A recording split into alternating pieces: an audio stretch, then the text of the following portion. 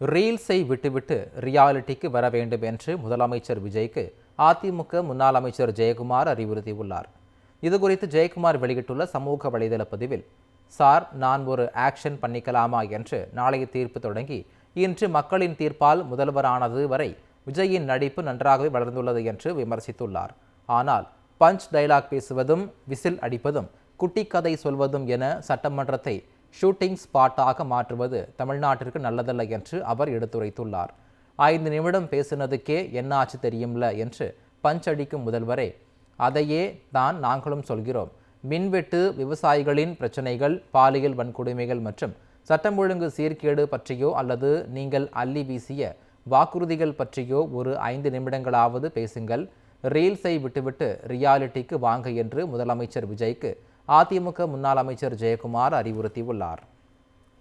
ரீல்ஸை விட்டுவிட்டு ரியாலிட்டிக்கு வர வேண்டும் என்று முதலமைச்சர் விஜய்க்கு அதிமுக முன்னாள் அமைச்சர் ஜெயக்குமார் அறிவுறுத்தியுள்ளார். இதுகுறித்து ஜெயக்குமார் வெளியிட்டுள்ள சமூக வலைதள பதிவில், சார், நான் ஒரு ஆக்ஷன் பண்ணிக்கலாமா என்று நாளைய தீர்ப்பு தொடங்கி இன்று மக்களின் தீர்ப்பால் முதல்வரானது வரை விஜயின் நடிப்பு நன்றாகவே வளர்ந்துள்ளது என்று விமர்சித்துள்ளார்.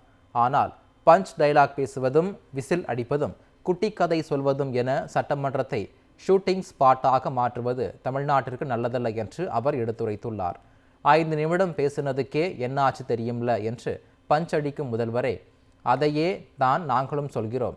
மின்வெட்டு, விவசாயிகளின் பிரச்சனைகள், பாலியல் வன்கொடுமைகள் மற்றும் சட்டம் ஒழுங்கு சீர்கேடு பற்றியோ அல்லது நீங்கள் அள்ளி வீசிய வாக்குறுதிகள் பற்றியோ ஒரு 5 நிமிடங்களாவது பேசுங்கள். ரீல்ஸை விட்டுவிட்டு ரியாலிட்டிக்கு வாங்க என்று முதலமைச்சர் விஜய்க்கு அதிமுக முன்னாள் அமைச்சர் ஜெயக்குமார் அறிவுறுத்தியுள்ளார்.